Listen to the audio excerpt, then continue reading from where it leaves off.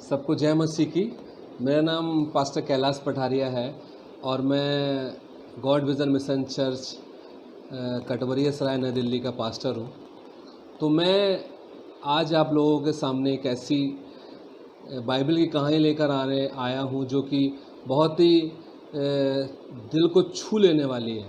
अगर आप इस कहानी को सुनते हैं तो आप इस कहानी के द्वारा बहुत आशीष पाएंगे। तो मैं चाहता हूँ कि इस वीडियो को पूरा देखें ताकि आपको इस कहानी के द्वारा बहुत आशीष मिले। तो यहाँ पे जो यूहन्ना की पुस्तक है उसका 12 अध्याय है और 12 अध्याय में 1 से लेकर 8वें वचन तक अगर आप पढ़ेंगे तो इस वचन में लिखा हुआ है, यीशु फसह से 6 दिन पहले बैतनिय्याह में आया जहाँ लाजर था, जैसे यीशु ने मरे हुए में से जलाया था। वहाँ उन्होंने उसके लिए भोजन तैयार किया और मार्था सेवा कर रही थी और लाजर उनमें से एक था जो उसके साथ भोजन करने के लिए बैठे थे। तब मरियम ने जटामासी का आधा सेर बहुमूल्य इत्र लेकर यीशु के पाँव पर डाला और अपने बालों से उसको पाँव पोंछे और इत्र की सुगंध से घर सुगंधित हो गया। परंतु उसके चेलों में से यहूदा इस्करियोती नामक एक चेला जो उसे पकड़वाने पर था कहने लगा, यह इत्र 300 दिनार में बेचकर कंगालों को क्यों न दिया गया। उसने यह बात इसलिए नहीं कही कि उसे कंगालों की चिंता थी, परंतु इसलिए कि वह चोर था और उसके पास उसकी थैली रहती थी, उसमें से जो कुछ डाला जाता वह निकाल लेता था। यीशु ने कहा, उसे रहने दो, उसे यह मेरे गाड़े जाने के दिन के लिए रखने दो, क्योंकि कंगाल तो तुम्हारे साथ सदा रहते हैं परंतु मैं तुम्हारे साथ सदा नहीं रहता। अगर इन वचनों को आप देखें तो यहाँ पे सबसे पहला जो वचन है वो लिखा हुआ, यीशु फसह से 6 दिन पहले बैतनिय्याह में आया जहाँ लाजर रहता था। तो जब भी आप वचन में नंबर आप देखें, कोई संख्या अगर आई है, 6 आया है, 3 आया है, 8 आया है, तो उसके पीछे कुछ ना कुछ उसका अर्थ होता है। तो यहाँ जो 6 नंबर आया है, 6 नंबर का अर्थ ये है कि परमेश्वर ने इस पृथ्वी को 6 दिनों में बनाया है ना, और फिर 7वें दिन उसने क्या किया, विश्राम किया। तो यहाँ पर यीशु मसीह जो है वो विश्राम दिन के दिन लाजर के घर पे आए हैं। तो यहाँ पे जहाँ वो लाजर के घर में आए हैं तो वो कौन सा एरिया है, जिस जगह वो गए हैं वो बैतनिय्याह है। और बैतनिय्याह जो होता है, बैतनिय्याह का मतलब ये होता है कि बैत मतलब घर और निया मतलब दुख, मतलब दुख का घर। पहले जब लाजर वहाँ मर गया था तो वो जो घर था, वो जो गांव था, वो दुख का गांव हो गया। फिर यीशु मसीह जो है जब उस गांव में प्रवेश करते हैं उस शब्द के दिन में, तो वो अब दुख का गांव नहीं रहा, वो अब सुख का गांव हो गया, वो आनंद का गांव हो गया। और ये लोग यहाँ पे आनंद बनाने के लिए बैठे हैं। तो आप देख सकते हैं उसमें लिखा है कि जिसे यीशु ने, लाजर के बारे में लिखा है, जैसे यीशु ने मरे हुए में जलाया था, वह उन्होंने उसके लिए भोजन तैयार किया और मार्था सेवा कर रही थी। वहाँ पे भोजन किसने तैयार किया, मार्था ने तैयार किया। वहाँ पे वो लोग उस दुख के गांव में अब आनंद मनाने के लिए पहुँचे और वहाँ पर मार्था भोजन तैयार कर रही थी। तो यहाँ मार्था से जो है मुझे याद आता है कि जो वचन है हमारा वो लूका उसका 10वां अध्याय 38 से अगर आप 42 में देखें तो वहाँ पर मार्था और मरियम दोनों उस घर में थी जहाँ पर यीशु आए हुए थे। पर जो मार्था थी वो भोजन बनाने में व्यस्त थी, ये काम करने वो काम करने में, हर काम करने में वो लगी हुई थी। परंतु जो मरियम थी वो परमेश्वर का वचन बैठकर सुन रही थी, यीशु मसीह का वचन वहाँ पे बैठकर वो सुन रही थी। तो मार्था बोलती है कि क्या आपको दिखाई नहीं देता है प्रभु, क्योंकि ये मेरी बहन बैठी है यहाँ पर, मैं यहाँ पे परेशान हो रही हूँ, इतना काम कर रही हूँ, क्या इसको बोलो ना कि वो आए और मेरे साथ हाथ बटाए। तो प्रभु ने बोला कि हे मार्था, तू बहुत सी बातों में जो है अपना मन लगाती है, बहुत सी बातों के लिए परेशान होती है, परंतु ये कर रही है, ये उत्तम चीज़ इसने पा लिया है, ये सबसे उत्तम काम कर रही है, ये बैठ कर यहाँ पर मेरा वचन सुन रही है। तो वहाँ मार्था जो थी वो काम में लगी हुई थी और मरियम बैठ के वचन सुन रही थी। तो यहाँ पर आप देखिए, और वहाँ पर तीसरा वचन देखिए, लिखा है जब मरियम ने, तो वहाँ पे अभी आपने मार्था के बारे में सुना, अब सुनिए मरियम के बारे में। तो मरियम जो है, मरियम शब्द का अर्थ होता है कड़वा पानी, है ना। और कड़वा पानी जो होता है वो बाइबल में दिया गया एक ऐसा कार्य है जो उस व्यक्ति को करना होता था, उस व्यक्ति को पीना होता था जो व्यक्ति व्यभिचार में पकड़ा जाता। विशेषकर ये जो विधि है स्त्रियों के लिए हुआ करती थी।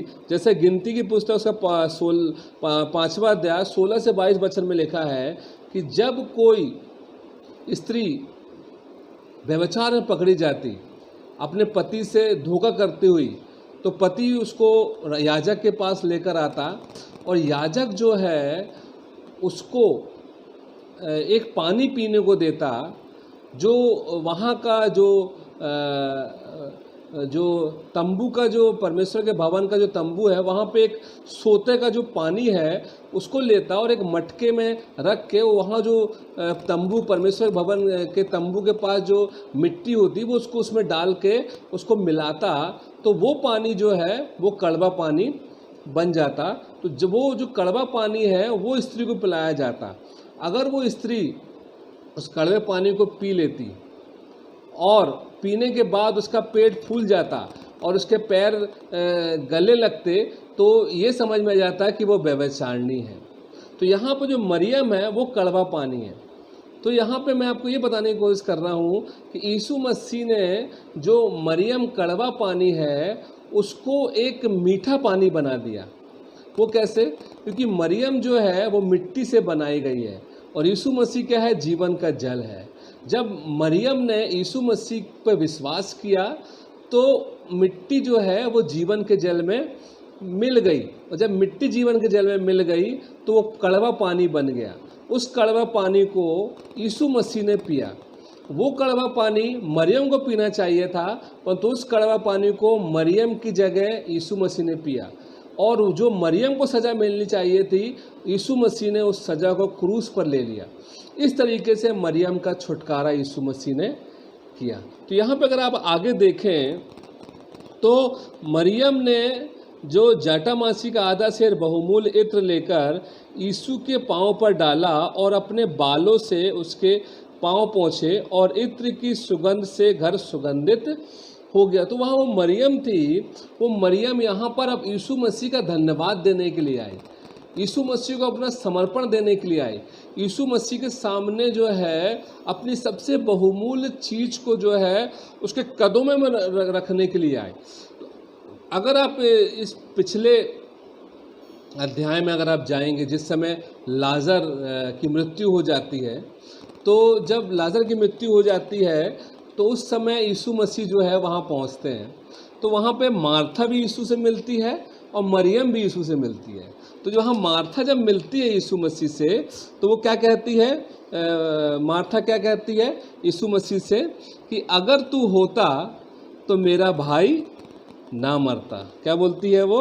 अगर तू यहाँ होता तो मेरा भाई ना मरता। ठीक है ना। यहाँ पे देखिए 11 अध्याय उसका, यूहन्ना 11 अध्याय 21 से 27, इसमें लिखा हुआ है, मार्था ने यीशु से कहा, हे प्रभु, यदि तू यहाँ होता तो मेरा भाई कदापि ना मरता, और अब भी मैं जानती हूँ कि जो कुछ परमेश्वर से मांगेगा परमेश्वर तुझे देगा। है ना। यीशु ने उससे कहा, तेरा भाई फिर जी उठेगा। मार्था ने उससे कहा, मैं जानती हूँ कि अंतिम दिन में पुनरुत्थान के समय वह जी उठेगा। यीशु ने उससे कहा, पुनरुत्थान और जीवन मैं हूँ, जो कोई मुझ पर विश्वास करता है यदि वो मर भी जाए तो भी जिएगा, और जो कोई जीवित है वो मुझ पर विश्वास करता तो वो अनंत काल तक ना मरेगा। कि क्या तू इस बात पर विश्वास करती है? तो उसने उससे कहा, हाँ हे प्रभु, मैं विश्वास करती हूँ कि परमेश्वर का पुत्र मसीह जगत में आने वाला था वह तू। आप देखें यहाँ पे मार्था जो है यहाँ पर यीशु मसीह से बातचीत कर रही है, और यीशु ने पूछा कि क्या तू विश्वास करती है? तो मार्था ने क्या कहा? हाँ मैं प्रभु विश्वास करती हूँ। लेकिन अगर आप आगे आए तो यहाँ पे मरियम के बारे में देखिए, मरियम का विश्वास देखिए। यहाँ पे यूहन्ना 11 अध्याय का ही 32 और 33 पढ़िए। ठीक है ना। यहाँ पे लिखा है, जब मरियम वहाँ पहुँची जहाँ यीशु था तो उसे देखते ही उसके पाँव पर गिर पड़ी और कहा, हे प्रभु, यदि तू यहाँ होता तो मेरा भाई ना मरता। वो क्या हो गई, वहाँ पे उसके पैरों पे गिर पड़ी और उससे कहती है कि यदि तू यहाँ होता तो मेरा भाई ना मरता। तब यीशु ने उसको और उन यहूदियों को जो उसके साथ आए थे रोते हुए देखा और आत्मा में बहुत उदास और व्याकुल हुआ। तो यहाँ पर वही प्रश्न जो मार्था पूछ रही है, वही प्रश्न मरियम पूछ रही है। बोल रही है कि अगर तू यहाँ होता तो मेरा भाई ना मरता। तो यहाँ पे आप देखिए, मैंने आपको कहानी बताई थी कि मार्था और मरियम जब यीशु मसीह के घर में गए थे तो मार्था काम में अपना समय व्यतीत कर रही थी, परंतु मरियम वहाँ बैठ के वचन सुन रही थी। तो यहाँ पर जो स्त्री मार्था काम में अपना समय व्यतीत कर रही थी, वो आज यीशु मसीह से बोलती है कि पुनरुत्थान और जीवन, मैं जानती हूँ कि तू यीशु मसीह जो है पुनरुत्थान और जीवन है। और वो यहाँ पर ये बोल रही है कि हाँ प्रभु, मैं विश्वास करती हूँ। लेकिन जो स्त्री परमेश्वर का वचन सुन रही थी, वहाँ पर जो परमेश्वर के वचन में मन लगाई हुई थी, यीशु मसीह ने उसको बारे में कहा था कि जो उत्तम वस्तु पा रही है, वही स्त्री वही बात बोलती है जो मार्था, जो अविश्वासी स्त्री थी, जिसने विश्वास नहीं किया था, उस समय वो वचन बोलती है और वही वचन वो भी बोलती है, अगर तू यहाँ पर होता। नॉर्मली हमारे जीवनों में भी है ना, इस प्रकार के सवाल उठ जाते, अगर तू यहाँ पर होता, है ना। मैं आपको बता दूं कि मेरे जो परिवार के जो लोग हैं वो अन्य जाति हैं। मेरी बुआ है, वो मतलब अन्य जाति है, वो यीशु में विश्वास नहीं करती। तो जिस समय मेरी जो वाइफ है, मेरी वाइफ जिस समय एक्सपायर हुई थी, उस समय मेरी बुआ का फ़ोन आया और बोला कि यदि तेरा यीशु भगवान होता, अगर तेरा यीशु अगर होता, अगर सही होता, तो तेरी वाइफ नहीं मरती। तो वही चीज़ जो है मेरे को याद आई। मैंने बोला कि यहाँ पे वही प्रश्न हो रहा है कि यदि तू होता। अब इस सेंटेंस को सोचिए कि यहाँ पे सवाल उठ रहा है कि यदि तू होता। यहाँ पे यीशु मसीह ने मरियम को मार्था को प्रचार करने के मार्था को प्रचार करके ये बता दिया कि तूने तो सुना नहीं था वचन, लेकिन अब मैं तेरे को सुना रहा हूँ। लेकिन यहाँ पर मरियम के इस अविश्वास से जो यीशु पे उसने किया था और ये पूछा था कि यदि तू यहाँ होता तो शायद मेरा भाई नहीं मरता। आपको बताऊं कि यीशु मसीह को लाजर के मरने की या बीमार होने की जो खबर है वो 2 दिन पहले मिल गई थी, परंतु यीशु मसीह डिले कर रहे थे। क्यों? क्योंकि वो परमेश्वर की महिमा, बोलते हैं प्रभु कि ये इसकी जो मृत्यु हुई है वो परमेश्वर की महिमा के लिए हुई है। प्रभु डिले कर रहे थे ताकि ये परमेश्वर के नाम की महिमा हो सके। और यहाँ पर मरियम जो कि परमेश्वर का वचन सुन रही थी, जिसको यीशु मसीह से आशा थी कि ये जरूर मुझ पर विश्वास करेगी, और वो जो अविश्वासी लोग जो प्रश्न पूछते हैं वो प्रश्न नहीं पूछेगी, परंतु उसने भी वही प्रश्न पूछ लिया। और फिर प्रभु उस प्रश्न से बहुत उदास हुए, है ना। वो उदास होके यीशु मसीह आगे गए और बोले उसको कहाँ रखा है। फिर उसके बाद यीशु मसीह उसमें रोए। वो इसलिए रोए क्योंकि जो लोग जो रो नहीं सकते थे, ठीक है ना, जो लोग जो है जो व्यक्ति जितने लोग वहाँ पे थे वो सब रो रहे थे। रोने का अधिकार सिर्फ यीशु मसीह को था, और यीशु मसीह उनके अविश्वास को देख के रोया कि मैंने इतने बड़े आश्चर्य कर्म किए, और मैंने मरियम को समझाया कि पुनरुत्थान और जीवन मैं ही हूँ। जो मुझ पर विश्वास करेगा वो मर भी जाए तो भी जिंदा रहेगा। मैं कब तक इनके साथ रहूँगा, कब तक मैं इनको बताता रहूँगा, समझाता रहूँगा। परंतु मरियम का जो अविश्वास है उससे यीशु मसीह बहुत दुखी हुए। तो इस बात को शायद मरियम समझ गई, और जिस समय यीशु मसीह लाजर के घर में दोबारा आते हैं तो उस समय मरियम एक बहुत कीमती इत्र का बॉटल लेकर आती है, इत्र का जार लेकर आती है, और अपने विश्वास को दर्शाने के लिए कि हे प्रभु, मुझसे वो गलती हुई कि मैंने तुझ पर विश्वास नहीं किया, पर आज मैं अपना सब कुछ तेरे चरणों में रख देती हूँ। और उस इत्र के जार को लिखा है कि वो जाटा मसीह का आधा सिर बहुमूल्य इत्र लेकर यीशु के पाँव में डाला। वो बहुमूल्य इत्र था जाटा। अगर आप दूसरे वचन में देखेंगे तो और भी जगह ये स्टोरी दी गई है। उस स्टोरी में लिखा है कि उसने क्या किया, उसको जो उसके पास इत्र का जो बॉटल था, जो इत्र का जो जार था, उसको क्या कर दिया, उसने तोड़ दिया। वहाँ सिर्फ उसने इत्र का ही जार नहीं तोड़ा, वहाँ पर उसने अपने आप को तोड़ दिया और प्रभु के चरणों में समर्पित कर दिया। तो सबसे बहुमूल्य चीज़ थी उसके जीवन की, उसको उसने क्या किया, वहाँ पर प्रभु के चरणों में रख दिया। और उसने अपनी महिमा से, अपने बालों से, एक स्त्री होती है जो उसकी स्त्री की जो महिमा होती है उसके बाल होते हैं, उसने अपने बालों से यीशु मसीह के पैर पोंछे, यीशु मसीह के गंदे पैर पोंछे। वो ये दिखाने के लिए कि प्रभु मेरी महिमा नहीं परंतु तेरी महिमा होनी चाहिए। मैं यहाँ पर जो अविश्वास करती थी, अब वो अविश्वास मेरे जीवन में नहीं रहा। अब मेरे जीवन में विश्वास है कि मैं तो उस पर विश्वास कि तू ही मेरा सब कुछ है। और उसने इत्र को तोड़ा और यीशु मसीह के पैरों में डाल दिया और अपने बालों से उसके पैर को पोंछा। तो यहाँ पे अगर आप इस कहानी को देखें और इस समर्पण को देखें तो मैं आपको बताना चाहता हूँ कि जब आप विश्वास से अविश्वास में चले जाते हैं और जब इस अविश्वास से फिर विश्वास में आते हैं तो आपको अपने आप को फिर पूर्ण रूप से यीशु मसीह के चरणों में समर्पित करना होता है। आपको अपने विश्वास को रिस्टोर करने के लिए, पुनर्स्थापित करने के लिए अपने आप को पूर्ण रूप से, जैसे कि उस मरियम ने किया, अपने विश्वास को पुनर्स्थापित करने के लिए अपने आप को पूर्ण रूप से समर्पित कर दिया। अपने सबसे प्यारी, अब से सबसे महंगी, अब से सबसे सुंदर चीज़ जो उसके बाद इत्र था, उसने अपने प्रभु यीशु मसीह के चरणों में डाल दिया और अपने सुंदर बालों से, जो स्त्री की एक शोभा होती है, उससे यीशु मसीह के पैर पोंछे। सोचिए अगर आप अपनी पत्नी से, चाहे वो आपसे कितना भी प्यार करती हो, अगर अपनी पत्नी से बोलो कि मेरी प्रिय, क्या तुम मेरे गंदे पैर को अपने बालों से पोंछ सकती हो? कितना ही प्यार करती हो, वो बोलेगी नहीं। वो बोलेगी तुम पागल हो क्या, तुम मुझे अपने बालों से पोंछने के लिए बोल रहे हो? ऐसा कैसे होता है? ये तो हो ही नहीं सकता कि बालों से पोंछो। तो उसने बालों से पोंछ के ये बता दिया कि प्रभु मेरा जीवन नहीं, मेरी महिमा नहीं, मेरी इच्छा नहीं, परंतु तेरी इच्छा पूरी हो। मेरा जीवन नहीं, मेरी महिमा नहीं, पर तेरी इच्छा मेरे जीवन से पूरी हो। और वो चीज़ जो है यीशु मसीह को बहुत अच्छी लगी। परंतु चेलों ने देखा कि अरे बाप रे, ये तो प्रभु यीशु मसीह के लिए सब कुछ निछावर करने के लिए खड़ी हो गई है। ये तो एक ऐसी स्त्री है जिसने इतना महंगा इत्र जो है यीशु मसीह के पैरों पर डाल दिया है ना।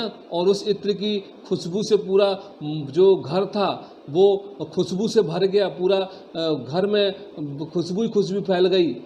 तो वहाँ पे एक व्यक्ति था, यहूदा इस्करियोती, जो कि एक चोर था, लालची था। वो ये बोलता है कि इस इत्र को तुमने बर्बाद क्यों कर दिया? इसको हम बेच के 300 दिनार आते और इसको गरीबों में बांट सकते थे।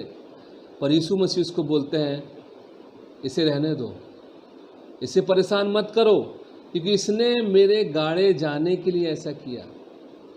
इसने ऐसा क्यों किया? मेरे गाड़े जाने के लिए।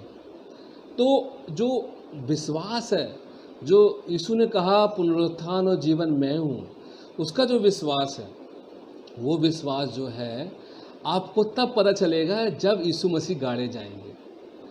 नॉर्मली बोलना जो है वो आसान होता है, लेकिन उसको अपने जीवन में लागू करना, उसका प्रैक्टिकल करना बहुत मुश्किल होता है। तो यीशु मसीह ने कहा कि ये जो इत्र मेरे पैरों में डाल रही है, वो उस समय, जिस समय मैं गाड़ा जाऊंगा, उस बात को याद करते हुए डाल रही है कि ये गाड़ा जाएगा और तीसरे दिन मुर्दों में से जिंदा हो जाएगा। तो ये व्यक्ति जो है, जो कि मेरे पापों को क्षमा करता है, मुझ कड़वा पानी को मीठा पानी बना देता है, इसको मैं क्यों ना अपने इस बहुमूल्य इत्र से इसको अभिषेकित करूं। और वो उसके पैर को अभिषेकित कर रही है, और जब वो उस पैर में अपने बालों से पोंछ रही है, तो वो जो है उसके जो बाल है उसमें इत्र लग जाता है। तो वो बिना जाने कि मैं अभिषेकित हो रही हूँ, तो यीशु मसीह के द्वारा वो क्या हो जाती है, अभिषेकित हो जाती है। तो यहाँ पर यीशु मसीह ने इसलिए कहा कि मेरे गाड़े जाने के लिए इसे रहने दो, क्योंकि यीशु मसीह जब कोई मर जाता है तो उसको क्या किया जाता है, उसके ऊपर सुगंधित द्रव्य डाला जाता है ताकि उसके शरीर से बदबू ना आए। तो प्रभु ने बोला कि जब ये अपना सुगंधित द्रव्य मेरे ऊपर डाल रही, मेरी बॉडी में डाल रही, तो इसे मना मत करो।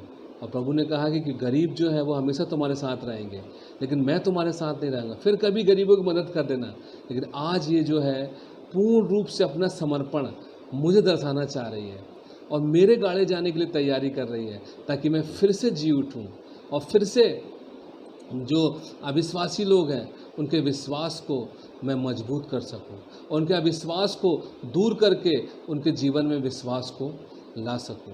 तो यहाँ पे जो मरियम का जो समर्पण है, मैं आपको बताना चाहता हूँ मेरे भाइयों बहनों, उसका जो समर्पण है वो ऐसा समर्पण है जैसा यीशु ने परमेश्वर के सामने अपने आप को किया। जिस समय मरियम अपना समर्पण कर रही थी उस विश्वास को पुनरुत्थापित करने के लिए यीशु के सामने, उस समय यीशु मसीह को एहसास हो रहा था कि ये मरियम जो है, जैसा मैं प्रभु को समर्पित कर रहा हूँ वैसे ही वो भी अपने आप को मुझे समर्पित कर रही है। तो यहाँ पे अगर आप देखें फिलिपियों की पुस्तक निकाल के उसका 2 अध्याय और 11वां वचन, फिलिपियों उसका 2 अध्याय और 11वां वचन में लिखा हुआ है, फिलिपियों उसका 2 अध्याय और 11वां वचन निकाल लें। और परमेश्वर पिता की महिमा के लिए हर एक जीव अंगीकार कर ले कि यीशु मसीह ही फिलिपियों 2 अध्याय 5 से 11। जैसा मसीह यीशु का स्वभाव था वैसे ही तुम्हारा भी स्वभाव हो। उसने परमेश्वर के स्वरूप में होकर भी परमेश्वर के तुल्य होने को अपने वश में रखने की वस्तु ना समझा, वरन अपने आप को ऐसा शून्य कर दिया और दास का स्वरूप धारण किया और मनुष्य की समानता में हो गया और मनुष्य के रूप में प्रकट होकर अपने आप को दीन किया और यहाँ तक आज्ञाकारी रहा कि मृत्यु, हाँ क्रूस की मृत्यु भी सह ली। इस कारण परमेश्वर ने उसको अति महान भी किया और उसको यह नाम दिया जो सब नामों में श्रेष्ठ है, कि जो स्वर्ग में और पृथ्वी पर और पृथ्वी के नीचे है वह सब यीशु के नाम पर घुटने टेके और परमेश्वर पिता की महिमा के लिए हर एक जीव अंगीकार कर ले कि यीशु मसीह ही प्रभु है। तो यहाँ पे लिखा हुआ है जैसा मसीह यीशु का स्वभाव था वैसा ही तुम्हारा स्वभाव है। जिस समय हम प्रभु के विश्वास में बढ़ते हैं तो विश्वास में बढ़ने का मतलब ये है कि हमारा स्वभाव उसके स्वभाव के समान होना चाहिए।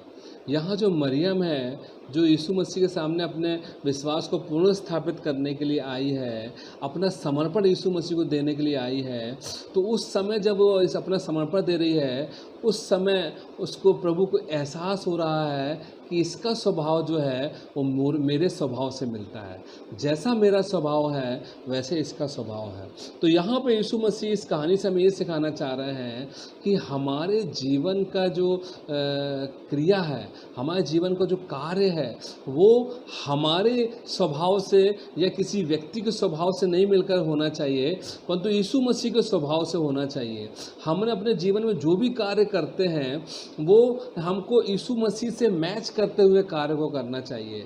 मतलब जिस प्रकार से परमेश्वर को यीशु मसीह ने अपने आप को समर्पित कर दिया है, वैसे ही हमको भी अपने आप को यीशु मसीह को समर्पित कर देना चाहिए। अपना तन मन धन जो कुछ हमारे पास है सब कुछ ला के प्रभु यीशु मसीह के चरणों में रख देना चाहिए। क्योंकि अगर आप विश्वास से अविश्वास की ओर जाते हैं, है ना, अगर आप विश्वास से अविश्वास की ओर जाते हो, फिर अविश्वास से विश्वास की ओर आते हैं, तो आपको फिर किसी दूसरा चांस ना लेते हुए पूर्ण रूप से अपने आप को यीशु मसीह के हाथों में समर्पित करने की आवश्यकता है। तो मैं यहाँ बता रहा हूँ, जब लिखा है कि पापों का जो पश्चाताप तो है, क्या आपने कभी सोचा है कि अविश्वास में से आने के बाद अविश्वास का पश्चाताप भी आप कर सकते हैं?